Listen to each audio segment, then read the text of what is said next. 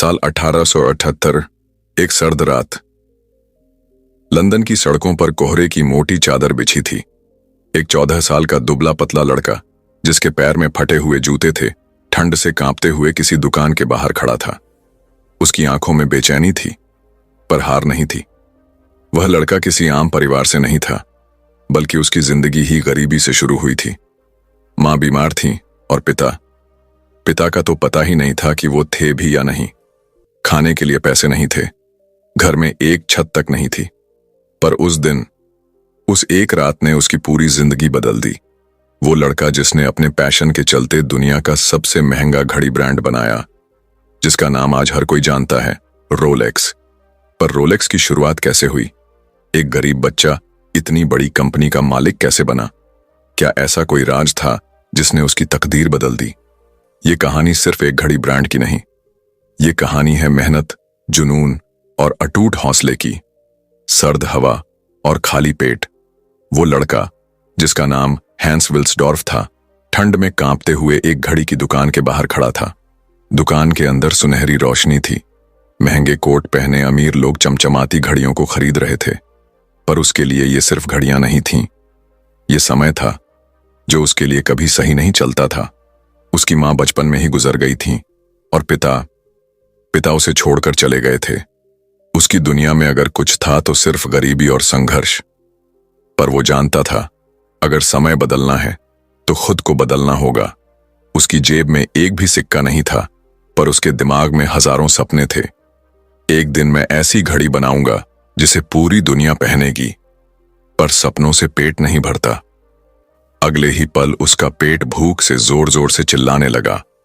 वो लड़का अब और इंतजार नहीं कर सकता था। उसने अपनी आखिरी हिम्मत जुटाई और दुकान के मालिक से काम मांगने के लिए अंदर गया। लेकिन उसे जो जवाब मिला, वो उसकी जिंदगी का सबसे बड़ा सबक बनने वाला था। हैंस कांपते हुए दुकान के अंदर दाखिल हुआ। उसकी फटी हुई जैकेट और गंदे हाथों को देखकर वहां मौजूद लोगों ने घृणा से उसकी तरफ देखा। दुकान के मालिक, एक भारी भरकम आदमी, जिसकी मोटी सोने की घड़ी उसकी कलाई पर चमक रही थी, हैंस को सिर से पांव तक घूरने लगा। क्या चाहिए लड़के? उसने सख्त आवाज में पूछा। हैंस ने पूरी हिम्मत जुटाकर कहा, मुझे काम चाहिए, कुछ भी कर लूंगा। दुकान में मौजूद लोग हंसने लगे। काम? तुम? अरे, तुम्हारे पास तो पहनने के लिए अच्छे कपड़े तक नहीं है। हैंस की आंखें शर्म और गुस्से से भर आईं, पर उसने हार नहीं मानी। मुझे एक मौका दीजिए, मैं कुछ भी सीखने को तैयार हूं, दुकानदार ने मजाक उड़ाते हुए कहा।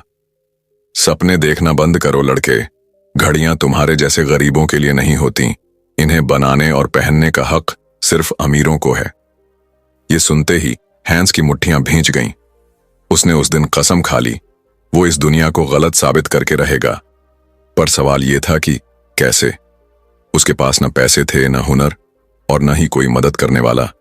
लेकिन उसके पास जो चीज थी, वो दुनिया के किसी भी अमीर आदमी के पास नहीं थी। अटूट विश्वास।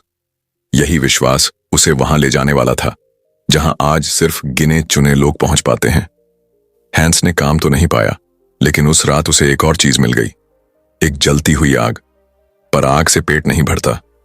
भूख अब असहनीय हो चुकी थी। उसका शरीर कमजोर हो चुका था। उसके सामने दो रास्ते थे। 1, या तो वो किसी की दया पर जिए और धीरे धीरे अपनी जिंदगी खत्म होते देखे।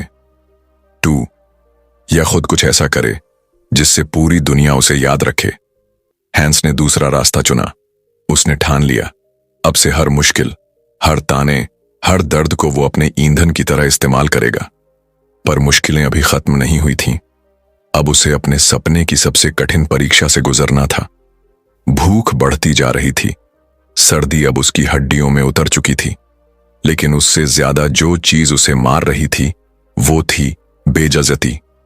जब किसी गरीब इंसान का मजाक उड़ाया जाता है, तो दर्द सिर्फ दिल में नहीं, रूह तक में समा जाता है। हैंस को अभी भी वो दुकान वाला याद आ रहा था। तुम जैसे लोग घड़ियां नहीं बना सकते। ये शब्द उसके दिमाग में हथौड़े की तरह बज रहे थे। लेकिन हथौड़े सिर्फ तोड़ते नहीं, अगर सही तरीके से चलाए जाएं तो किसी चीज को आकार भी दे सकते हैं। हैंस ने अपनी तौहीन को एक हथियार बना लिया। अब वो नौकरी ढूंढने लंदन की हर गली में भटकने लगा। कभी जूते पॉलिश करने की कोशिश करता, कभी किसी फैक्ट्री में मजदूरी, पर हर जगह जवाब एक ही मिलता, तुम बहुत छोटे हो, तुम्हारे बस की बात नहीं। पर एक दिन एक ऐसा मौका आया जिसने उसकी जिंदगी हमेशा के लिए बदल दी। एक जर्मन व्यापारी की कंपनी में एक छोटी सी नौकरी खाली थी, अकाउंटेंट की। काम सिर्फ हिसाब किताब संभालने का था, लेकिन हैंस ने तुरंत हामी भर दी। क्यों? क्योंकि ये कोई आम कंपनी नहीं थी, ये घड़ियों का व्यापार करने वाली कंपनी थी। यही वो जगह थी जहां हैंस पहली बार समय की ताकत को समझने वाला था। वो दिन रात घड़ियों का हिसाब किताब रखता, लेकिन असल में वो सीख रहा था कैसे घड़ियां बनती हैं, कौन सी घड़ी सबसे ज्यादा बिकती है, लोग किस तरह की घड़ियों को पसंद करते हैं। धीरे धीरे वो एक बड़ा राज समझ गया। लोग घड़ी नहीं खरीदते, लोग एक पहचान खरीदते हैं। पर पहचान बनती कैसे है, इसके लिए उसे अपनी सबसे बड़ी परीक्षा देनी थी। हैंस इस नौकरी में बहुत कुछ सीख रहा था, लेकिन ये उसकी मंजिल नहीं थी। वो जानता था कि अगर उसे अपना सपना पूरा करना है तो उसे जोखिम उठाना होगा। पर ठीक तभी किस्मत ने उसे सबसे मुश्किल मोड़ पर ला खड़ा किया। एक दिन जब वो अपनी सैलरी लेने पहुंचा तो उसे बताया गया, अब कंपनी तुम्हें और पैसे नहीं दे सकती। हैंस की पूरी दुनिया हिल गई। अब उसके पास कुछ नहीं था, न नौकरी, न पैसे और न ही कोई सहारा। लेकिन वो नहीं जानता था कि यही हार उसकी सबसे बड़ी जीत का रास्ता खोलने वाली थी। हैंस की मुट्ठियां भींच गईं। उसकी आंखों में आंसू थे, लेकिन वो खुद को कमजोर नहीं दिखाना चाहता था। उसने कंपनी के मालिक की तरफ देखा और सिर्फ एक सवाल पूछा, क्यों? मालिक ने ठंडी आवाज में कहा, बिजनेस अच्छा नहीं चल रहा, हमें गैर जरूरी कर्मचारियों को निकालना पड़ा। गैर जरूरी? हैंस का दिल टूट गया। वो लड़का जिसने अपना खून पसीना एक कर दिया था, जो दिन रात मेहनत कर रहा था, वो अब गैर जरूरी हो गया था। वो बाहर आया और लंदन की ठंडी हवा में गहरी सांस ली। उसने आसमान की तरफ देखा और खुद से कहा, अगर मैं दूसरों की कंपनी में हमेशा गैर जरूरी रहूंगा तो क्यों ना मैं खुद की कंपनी बनाऊं। लेकिन सवाल यह था, कैसे? उसके पास न पैसे थे, न सपोर्ट, न ही कोई तजुर्बा। पर उसके पास एक चीज थी, सपना। हैंस अब बेरोजगार था। रातें सड़कों पर गुजर रही थीं। कभी कभी उसे एक वक्त का खाना भी मुश्किल से नसीब होता। पर अब उसकी सोच बदल चुकी थी। पहले वो सिर्फ नौकरी चाहता था, अब वो अपनी खुद की घड़ी कंपनी बनाना चाहता था। लेकिन ये इतना आसान नहीं था। उसे पता था कि अगर उसे अपने सपने को हकीकत बनाना है तो उसे एक सही पार्टनर की जरूरत होगी। कुछ महीनों तक संघर्ष करने के बाद हैंस को एक पुराना दोस्त मिला, अल्फ्रेड डेविस। अल्फ्रेड एक समझदार बिजनेसमैन था और उसने हैंस के जुनून को पहचान लिया। हैंस ने उससे कहा, मुझे दुनिया की सबसे अच्छी घड़ी बनानी है, छोटी, मजबूत और इतनी स्टाइलिश कि लोग उसे पहनकर गर्व महसूस करें। अल्फ्रेड ने उसकी आंखों में वो आग देखी जो किसी भी आम इंसान में नहीं होती। वो मुस्कुराया और बोला, मैं तुम्हें सपोर्ट करूंगा, लेकिन याद रखना, यह आसान नहीं होगा। हैंस ने कहा, आसान चीजें तो सब करते हैं, मैं कुछ ऐसा करूंगा जो किसी ने पहले नहीं किया। यही वो दिन था जब रोलेक्स की नींव रखी गई। लेकिन असली लड़ाई अब शुरू हो रही थी। हैंस और अल्फ्रेड ने मिलकर घड़ियों का बिजनेस शुरू किया। पर एक समस्या थी, नाम क्या रखा जाए। हैंस को समझ आ गया था कि अगर वो दुनिया में अपनी पहचान बनाना चाहता है तो उसे एक ऐसा नाम चाहिए जो याद रखने में आसान हो, हर भाषा में अच्छा लगे और जिसे सुनते ही लग्जरी महसूस हो। वो हफ्तों तक सोचता रहा। फिर एक दिन जब वो घोड़ा गाड़ी में सफर कर रहा था, अचानक उसके दिमाग में एक नाम आया, रोलेक्स। ये नाम छोटा था, अलग था और एक रॉयल एहसास देता था। हैंस ने उसी पल फैसला कर लिया, अब से दुनिया हमें इसी नाम से जानेगी। पर नाम रखने से ही कोई ब्रांड नहीं बनता, इसके लिए असली मेहनत करनी पड़ती है। अब तक रोलेक्स की कोई घड़ी नहीं बनी थी। हैंस और अल्फ्रेड ने स्विट्जरलैंड की कुछ घड़ी कंपनियों से पार्टनरशिप करनी चाहिए, लेकिन सबने मना कर दिया। तुम कौन हो? कोई तुम्हें नहीं जानता। कोई भी तुम्हारी बनाई हुई घड़ियां नहीं खरीदेगा। हर तरफ से ताने, हर तरफ से मना कर दिया गया। पर हैंस को फर्क नहीं पड़ा। उसने खुद को याद दिलाया, जब मैंने पहली बार नौकरी मांगी थी तब भी सबने मना कर दिया था, लेकिन मैं रुका नहीं, अब भी नहीं रुकूंगा। आखिरकार बहुत कोशिशों के बाद स्विट्जरलैंड की एक छोटी घड़ी कंपनी ने रोलेक्स के लिए घड़ियां बनाना स्वीकार कर लिया। हैंस और अल्फ्रेड ने मिलकर अपनी पहली रोलेक्स घड़ी तैयार की, पर जब वो मार्केट में लॉन्च की गई, कोई उसे खरीदने को तैयार नहीं था। दुकानदारों ने कहा, इसमें कुछ खास नहीं और कीमत भी ज्यादा है। ये पहला झटका था, पर हैंस के पास हार मानना ऑप्शन ही नहीं था। अब उसे कुछ ऐसा करना था जो आज तक किसी ने नहीं किया था। हैंस और अल्फ्रेड ने अपनी पहली रोलेक्स घड़ी लॉन्च कर दी थी, लेकिन नतीजा जीरो। किसी ने उसे खरीदने में दिलचस्पी नहीं दिखाई। हर जगह एक ही ताने, इसमें नया क्या है? इतनी महंगी घड़ी कौन खरीदेगा? बाजार पहले से ही घड़ियों से भरा पड़ा है। लेकिन हैंस ये बात अच्छे से समझ चुका था कि अगर उसे कुछ बड़ा करना है तो उसे कुछ अलग करना होगा। वो दिन रात सोचता रहा और फिर एक आइडिया उसके दिमाग में आया। अगर मैं दुनिया को यह साबित कर दूं कि रोलेक्स सिर्फ एक घड़ी नहीं बल्कि टिकाऊपन और परफेक्शन का दूसरा नाम है तो? लेकिन यह कैसे होगा? हैंस को याद था कि जब वो पहली बार घड़ी की दुकान पर खड़ा था तो उसे दुकान मालिक ने कहा था, तुम्हारे जैसे गरीब लोग घड़ियां नहीं बना सकते। आज वो उस सोच को तोड़ना चाहता था, लेकिन इसके लिए उसे ऐसा कुछ करना था जो पूरी दुनिया को हिलाकर रख दे।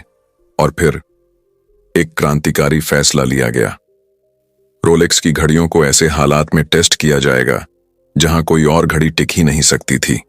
साल 1926 रोलेक्स ने एक ऐसी घड़ी बनाई जिसे उन्होंने नाम दिया ऑयस्टर, क्योंकि ये एक सीप की तरह बंद रहती थी और पानी के अंदर भी खराब नहीं होती थी।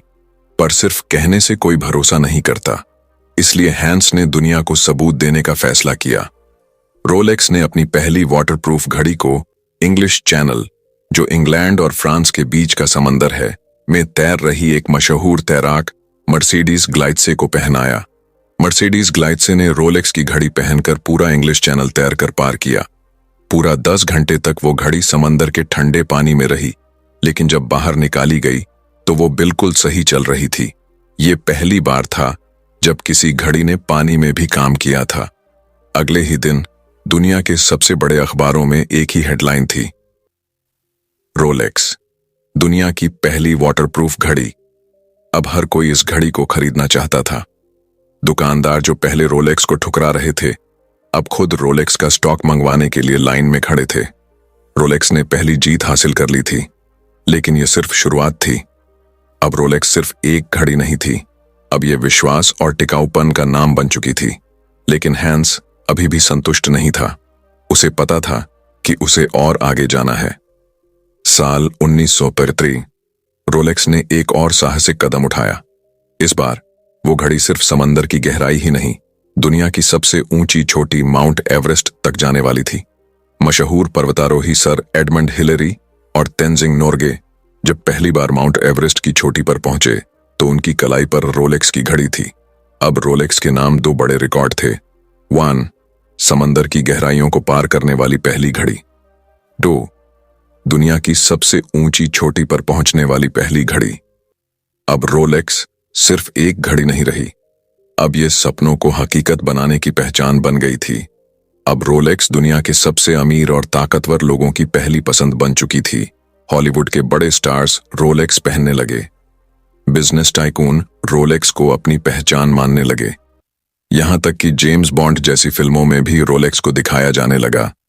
पर क्या आपको पता है, रोलेक्स कभी भी सेल या डिस्काउंट पर नहीं मिलती। क्यों?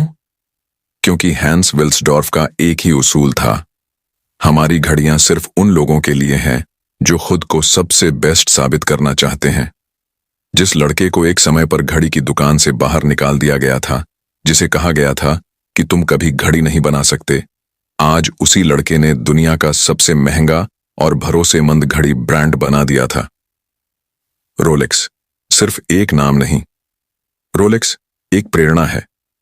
यह हमें सिखाती है कि अगर तुम्हें दुनिया कहे तुमसे नहीं होगा तो उन्हें गलत साबित करो। अगर तुम्हें कोई मौका न दे तो खुद अपना मौका बनाओ।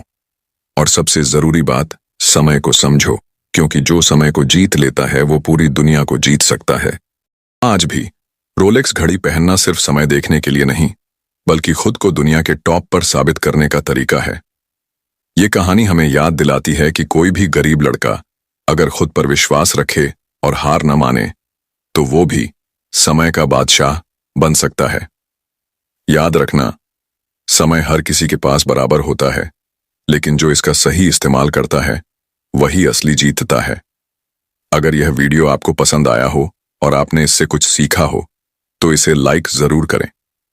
और अगर आप ऐसी ही जबरदस्त मोटिवेशनल कहानियां और लाइफ चेंजिंग सबक जानना चाहते हैं, तो चैनल मोटिवेशन देने वाले को अभी सब्सक्राइब करें, क्योंकि यहां आपको सिर्फ मोटिवेशन नहीं, बल्कि अपनी जिंदगी बदलने का रास्ता मिलेगा। मिलते हैं अगले वीडियो में। तब तक के लिए अपने सपनों का पीछा करते रहो और कभी हार मत मानो।